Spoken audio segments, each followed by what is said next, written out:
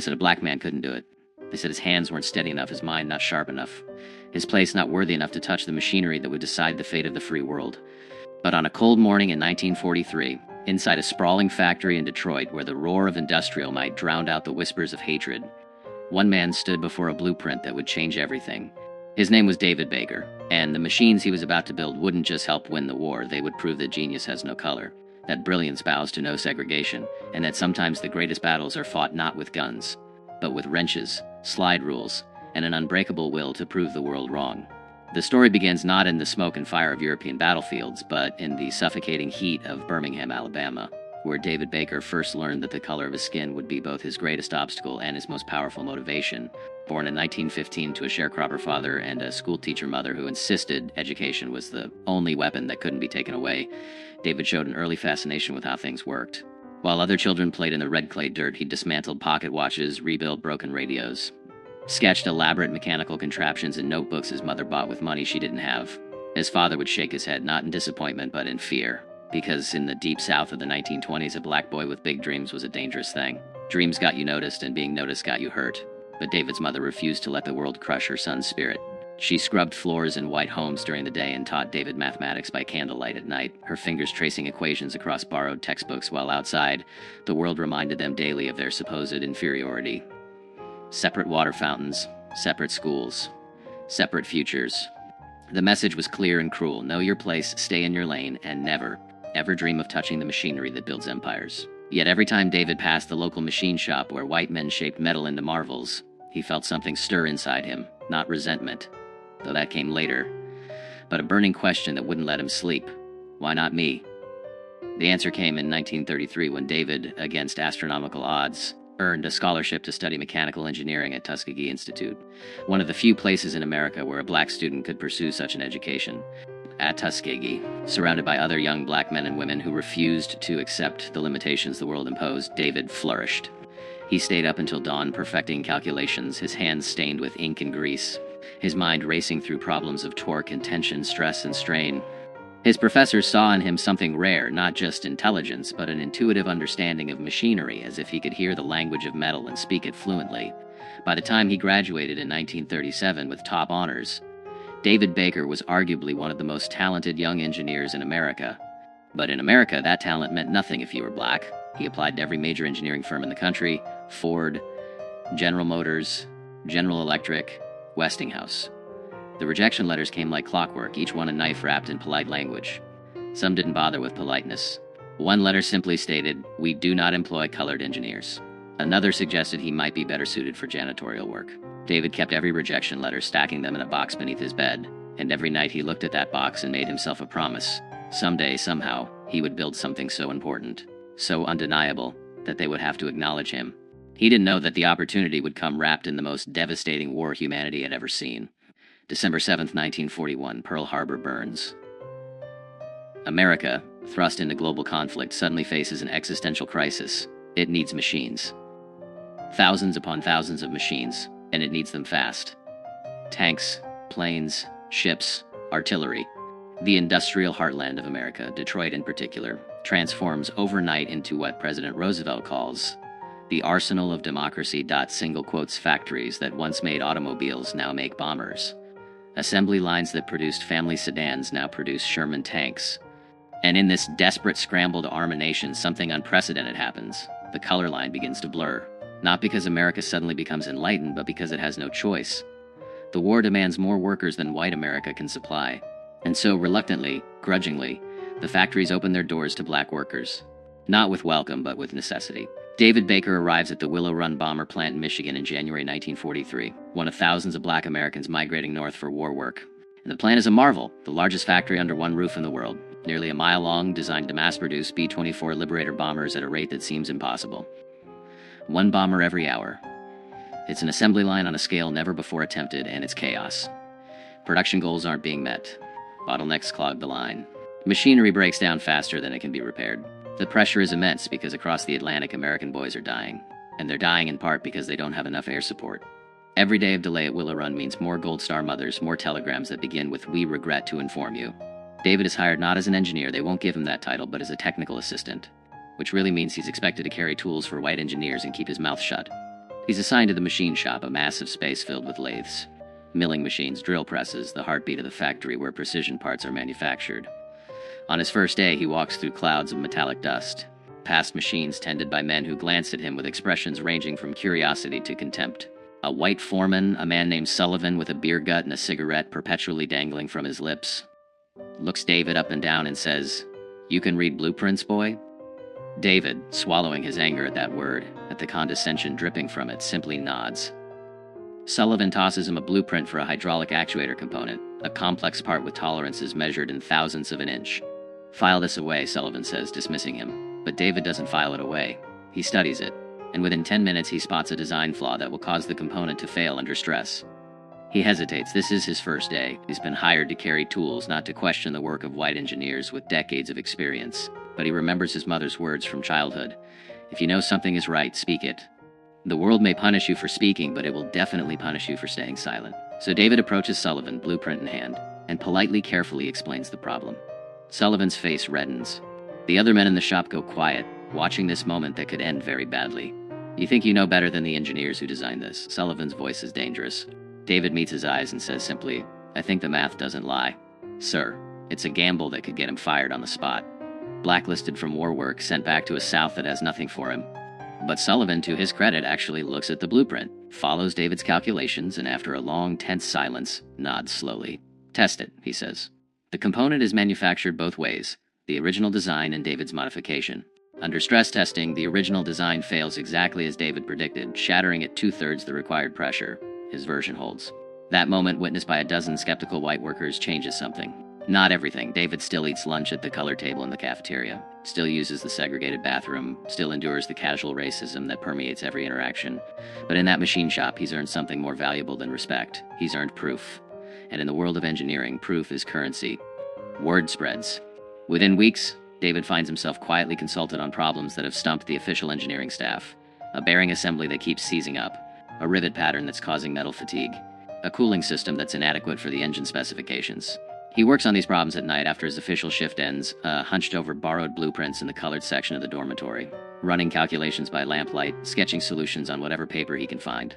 His recommendations are implemented without his name. Attached white engineers present them as their own discoveries because a black man's name on an engineering document is still unthinkable, but David doesn't care about credit. Not yet. He cares about the work, about proving every day that his mind is as sharp as any tool in that shop. Then comes March 1943, and a crisis that will define his legacy. The B-24 Liberator has a critical problem. The landing gear system is failing at an alarming rate. Bombers are crash landing, pilots are dying, and the entire production line might have to stop until the issue is resolved.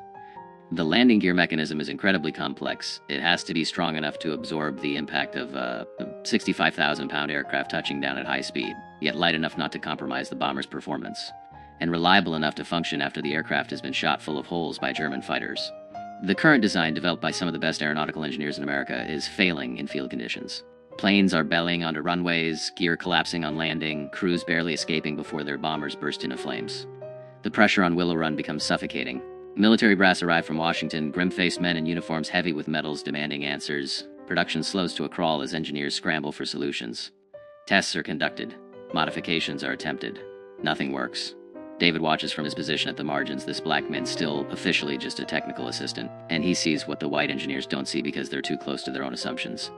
The problem isn't the gear mechanism itself, it's the hydraulic system that deploys it. Under combat stress with battle damage and temperature extremes, the hydraulic fluid is degrading, losing pressure at the critical moment of deployment. The mechanism is fine. The delivery system is flawed. He spends 3 sleepless nights running calculations, testing his theory against every variable he can imagine. Temperature ranges from -40 degrees at altitude to 120 degrees on sun-baked Pacific runways. Pressure variations from sea level to 25,000 feet. The effects of vibration, G-forces, battle damage. He redesigns the hydraulic system from scratch, incorporating redundancies, adding a pressure accumulator, changing the routing to protect lines from enemy fire, even suggesting a different hydraulic fluid with better thermal properties. It's audacious. It's a complete reimagining of a system designed by men with pedigrees from MIT and Caltech. And when David finally, nervously, brings his calculations to Sullivan, he fully expects to be laughed out of the shop. Sullivan doesn't laugh.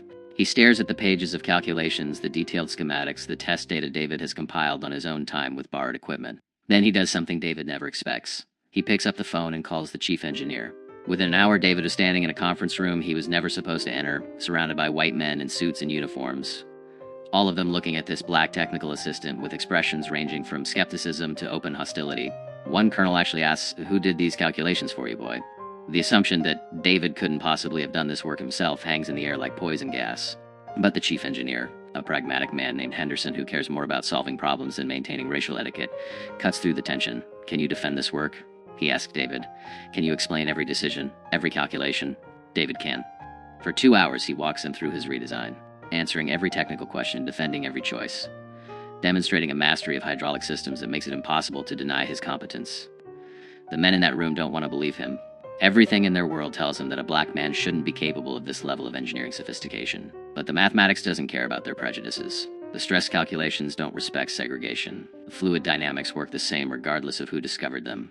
And so, reluctantly, almost resentfully, they agree to test his design. 3 weeks later, a B-24 modified with David Baker's hydraulic system completes its test flight. The landing gear deploys flawlessly. Over the next month, under conditions designed to replicate combat stress, the system works perfectly, not once does it fail. The decision is made. Willow Run will implement the Baker hydraulic system on all B-24 Liberators moving forward. Bombers already in service will be retrofitted with the modification. It's a massive undertaking, but it's necessary because David's design doesn't just work, it saves lives. Over the remaining years of the war, his hydraulic system will prevent countless landing gear failures. Will bring home crews who otherwise would have died in fiery crashes. Will keep bombers operational when they should have been grounded. But here's the bitter truth. David Baker's name appears nowhere in the official record. The design is credited to the Willow Run Engineering Department, a faceless institutional entity. White engineers sign their names to the modification documents. When military officials come to inspect the improvement, they congratulate Henderson and his team, never knowing that the brilliant redesign came from a black man they wouldn't have allowed through the front door a year earlier. David watches this happen, watches his work attributed to others, and feels the familiar burn of injustice. But he also understands something that sustains him. The work itself is what matters. Somewhere over Germany, a B-24 riddled with flak damage will make it home because its landing gear deploys when it should. The crew will kiss the ground, thank God for their survival, never knowing that their lives were saved by a black engineer from Birmingham who the world tried to tell he wasn't good enough. The work doesn't stop with the landing gear. Once David proves himself, once it becomes undeniable that he possesses engineering talent that the factory desperately needs, he becomes unofficially essential. The color line still exists, he still can't eat in the main cafeteria. Still can't use certain facilities, still endures the daily humiliations of segregation, but in the machine shop, a strange respect develops. White workers who would never socialize with him outside the factory start coming to him with problems. A lathe operator struggling with a complex part asks David to check his setup. A welder encountering unusual metal fatigue requests his analysis. Slowly, reluctantly, David is integrated into the actual engineering work, though his job title and pay never reflect his contributions. He improves the engine mount assembly, reducing vibration that was causing premature wear. He redesigns the bomb bay door mechanism, making it more reliable under combat conditions. He develops a modification to the oxygen system that prevents freeze-ups at high altitude. Each innovation is small in isolation, but together they make the B-24 Liberator a better, safer, more effective weapon of war. And every improvement carries the same invisible signature. The mind of a black man who was supposed to be intellectually inferior, who was told his entire life that he couldn't think at this level, who proved through sheer brilliance that racism is a lie built on fear. The other black workers at Willow Run hear stories about David, whispered in the colored dormitories shared over segregated lunch tables. He becomes a symbol of what's possible. Proof that the limitations imposed on black Americans are social constructions, not natural facts. Young black men in the machine shop watch how David works, how he commands respect through competence, how he navigates the dangerous space between asserting his worth and staying safe in a racist world. It's an exhausting tightrope walk, demanding constant calculation of when to speak and when to stay silent, when to push back against injustice and when to swallow pride for survival. But David walks it with a dignity that inspires everyone who sees him. Then comes D-Day, June 6, 1944, and the massive invasion of Normandy. The B-24 Liberators that David helped perfect fly countless missions over France, providing air support for the troops storming the beaches, bombing German positions, disrupting enemy supply lines. In the days and weeks following the invasion, as Allied forces push deeper into Europe, these bombers become crucial to the war effort. And though history will remember the generals and the infantry, the pilots and the bombardiers, no one will remember the black engineer in Detroit whose hydraulic system kept those planes flying, whose engine modifications gave them a few extra miles of range, whose countless small improvements added up to saved lives and successful missions. By the spring of 1945, as Allied forces close in on Berlin and victory becomes inevitable, David Baker has spent over 2 years at Willow Run. He's worked 70-hour weeks, sacrificed sleep and health, endured racism that should have broken him, and produced engineering work that would have made him famous if he'd been born white. The factory has built over 8,600 B-24 Liberators, each one carrying pieces of David's genius into battle. The war in Europe ends in May, victory over Japan follows in August. And suddenly the industrial machinery that defined David's life for years begins to slow down. The factory starts laying off workers. The need for bombers evaporates overnight. And the black workers who were so desperately needed during the crisis are the first ones shown the door. David receives his termination notice in September 1945, along with thousands of other black workers who powered the arsenal of democracy but are no longer needed. Now that democracy has been saved, the notice thanks him for his service as a technical assistant and provides 2 weeks severance. There's no mention of his engineering contributions, no acknowledgement of the innovations that saved countless lives, no offer to retain him in the post-war era when factories will go back to making cars. Sullivan, the foreman who initially doubted David but grew to respect him, finds him in the machine shop on his last day. The old man looks uncomfortable, doesn't quite meet David's eyes, and says gruffly, "You're the best engineer I ever worked with, Baker." I'm sorry it has to end this way. It's not enough. It doesn't undo the injustice. Doesn't provide David with the career he earned, but it's something. An acknowledgement, however private, that David Baker was never just a technical assistant. He was the man who helped beat Hitler with mathematics and metal, with hydraulics and hope. After the war, David tries to leverage his Willow Run experience into an engineering career. He applies to firms in Detroit, in Chicago, in New York, carefully crafting his resume to highlight his contributions while navigating the impossible task of claiming credit for work that was officially attributed to others. He can't exactly write redesigned hydraulic system for B-24 Liberator when there's no official record of his involvement. The engineering firms look at his resume, see his degree from Tuskegee, note his race, and the rejections come just like they did in 1937. The war changed many things, but it didn't change America's fundamental unwillingness to see black genius as equal to white mediocrity. He eventually finds work as a high school mathematics and physics teacher in Detroit's black neighborhood, educating the next generation, trying to pass on not just knowledge but the belief that they can achieve anything despite a world designed to stop them. It's honorable work, important work, but David knows he's capable of so much more.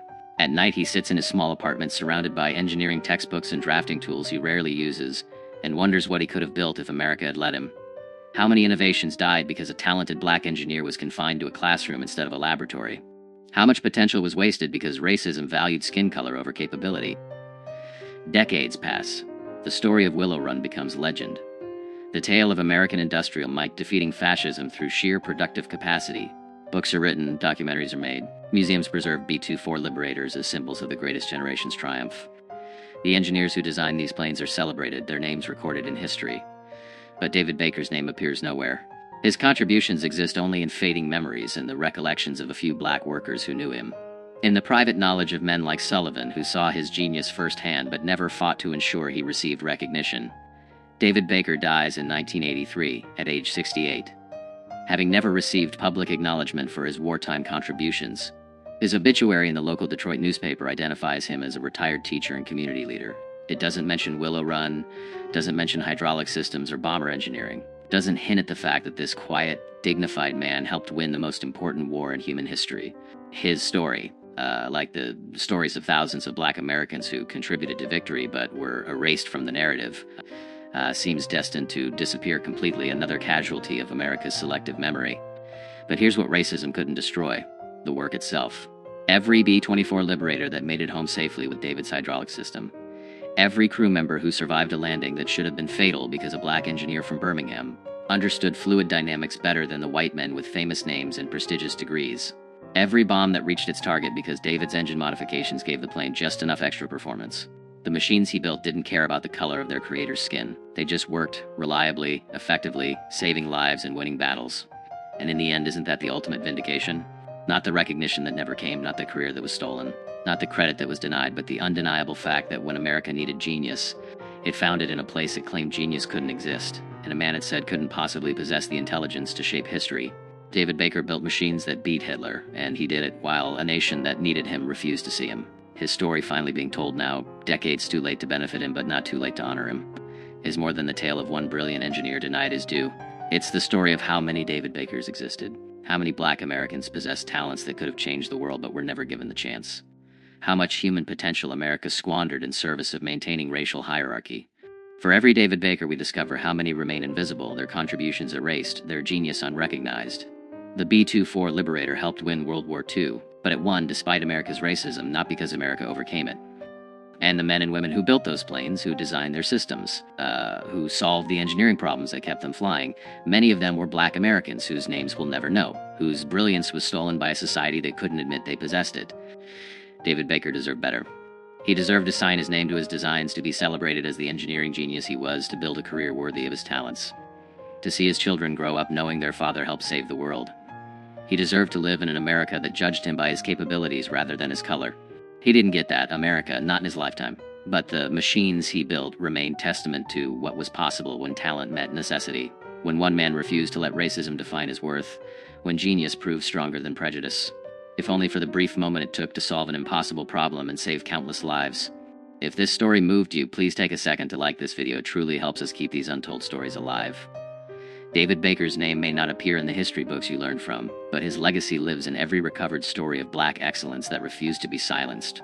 Share your thoughts in the comments below, especially if you know of other forgotten heroes whose contributions deserve recognition. And don't forget to subscribe to this channel to discover more real stories of black Americans whose courage, brilliance, and determination changed the course of history, even when history tried to forget them. These stories matter. These lives mattered. And the truth, no matter how long delayed, deserves to be told.